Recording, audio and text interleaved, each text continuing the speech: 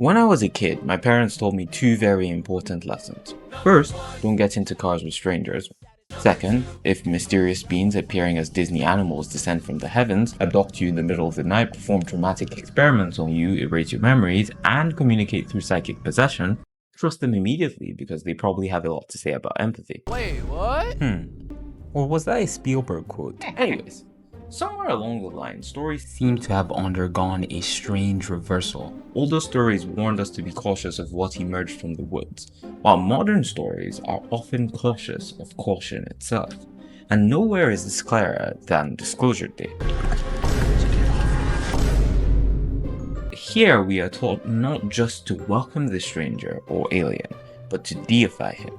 And I think that this all stems from placing empathy at the top of the virtue tower. So join me as we ask a very old question, disguised in a modern movie. What do we owe the alien? The movie follows two characters, Margaret and Daniel, two average Joes who were abducted as kids by the benevolent superior aliens, who were so benevolent and superior in fact that they gave both kids the kind of PTSD that made them forget the whole entire ordeal. But I digress. Years later, as the world teeters on the brink of World War III, Margaret and Daniel discover that a secret non-governmental organization run by Scanlon has been torturing these same aliens and concealing their existence from the public. They set out to reveal the truth to the world, without, of course, the help of the internet, because I should just dump everything online right now. You cannot, under any circumstances, do that.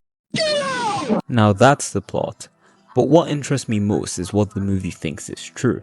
And nowhere is that clearer than in the battle of the Pendants between Scanlon and Jane. You see, Scanlon has stolen this very weirdly shaped tool from the aliens. And this tool seems to have a very real effect on Jane. Scanlon can see through her eyes, force answers out of her, and also literally possess her. There is real power there. Jane, on the other hand, has made the mistake of bringing a crucifix to an AA fight. The film portrays this Christian symbol as something that doesn't possess any power in and of itself, as Jane can only repel Scanlon through a force that appears to be her own sheer will. The weird thing is that Jane doesn't even really believe the crucifix has any power to protect her. Though Jane is a former nun or nun in training, it's kind of confusing, she also has lost her faith in the reality of God, believing that while God is necessary to keep society together, he's only a necessary delusion. So why exactly is she so terrified of releasing the X-Files to the religious public? People will see them as deities, they'll stop believing in God. Well, because, as she states, she thinks humanity is not ready for true divine beings. We've been raised to believe in a supreme being, and now you want to show us actual supreme beings? Which she concludes the aliens are after knowing nothing about them but that they look like this. Supreme beings? And the thing is, the film clearly seems to agree with Jane on the divinity of these beings. It is for this reason that Scanlon can press his pendant tightly in his hand and make real changes in the world. And Jane can do the same thing with a crucifix to the point that she even gives herself the very wounds of Christ and still accomplish nothing. Again, the only time she is able to repel Scanlon seems to be through sheer will and no supernatural assistance. And even that doesn't last very long, indicating the film's view that belief structures like Christianity are only as strong as your belief in them, and even then not as strong as true divinity, the aliens. And by this point, a pattern begins to emerge. Again and again, the film treats these visitors from beyond with almost a religious devotion.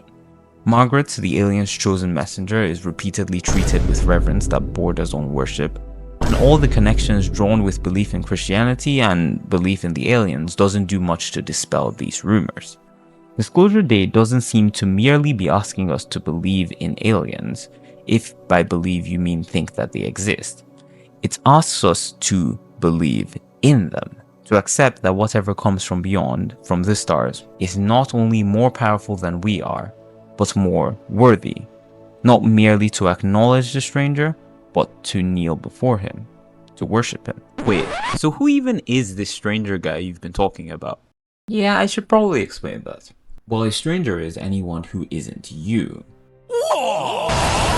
Someone you don't know who is outside your culture and traditions, or in modern terms, what we refer to as the other.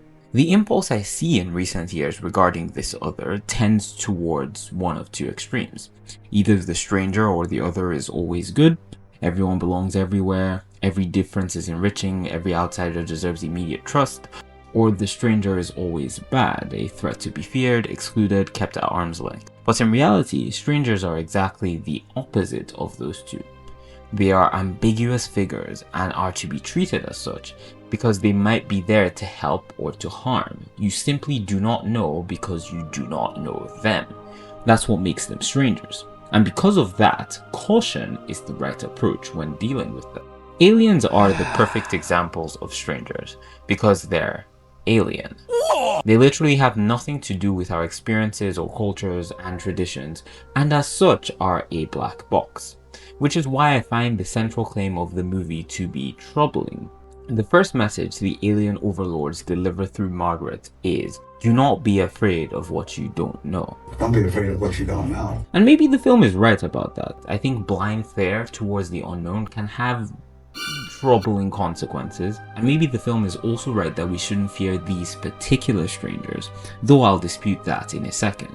But the statement seems to be framed not against a blind and senseless fear of the unknown, but caution itself. We apparently are supposed to welcome these aliens with open arms without much reason, just like how Jane accepts the aliens are divine beings without knowing anything about them but that they look like this. Actual spring beings? Sorry, I just can't get over that. All she knows is that they are alien, powerful, and strange, and that is enough for her to conclude they are divine. We're encouraged not simply to hear the stranger out and discern whether they are there to help or to harm, but to embrace him before we've had any reason to believe he's worthy of trust.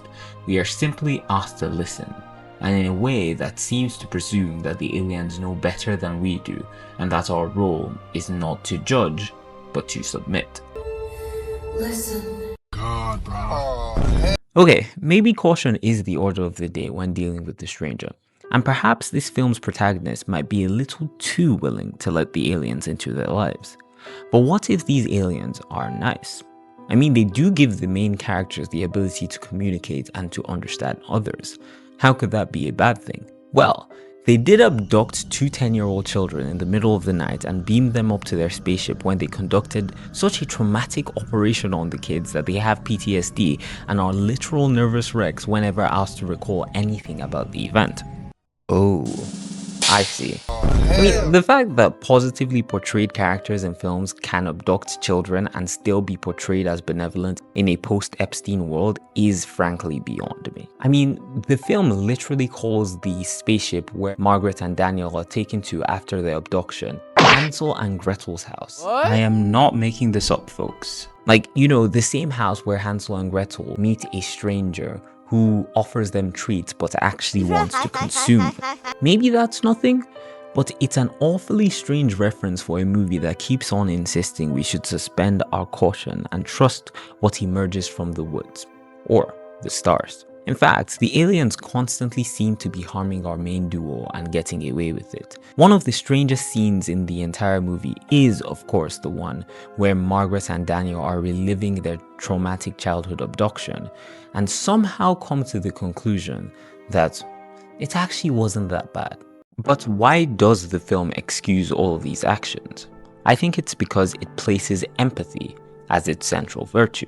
Hugo, the Nick Fury of the movie, reveals that both him and the aliens regard empathy as the pinnacle on which humanity rests. They regard empathy as an evolutionary advantage, as the foremost evolutionary advantage, in fact, the core of human existence. And maybe that's not a bad shout. Empathy is entering into another person's perspective and feeling something of what they feel. Empathy reminds us that other people have an inner world as rich and as complex as our own, and that's a good thing. Just one problem. Empathy doesn't tell us what to do. Empathy tells me why someone hurts others, it can explain revenge, but it can't tell me whether I should hurt others or take revenge on them.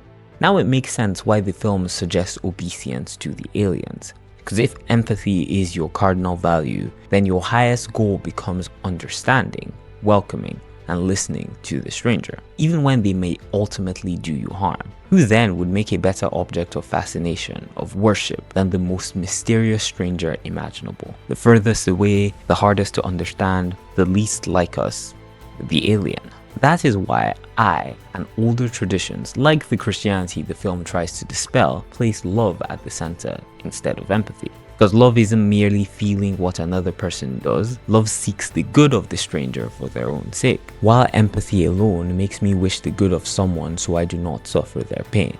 Empathy tells me what the stranger feels, love tells me how I ought to respond. And this, for me, is the central question of Disclosure Day. Not whether aliens are real or how humanity would respond if they found out that they were, but how exactly it is man is to deal with the unknown. Because if our chief goal is to understand everything, we will end up paying the most attention, the most deference, and worshipping the things that are the most strange, without necessarily knowing their intentions. Anyways guys, if you enjoyed the video, don't forget to like, share, and subscribe, and leave a comment down below letting me know what you thought. Have a good one. Godspeed.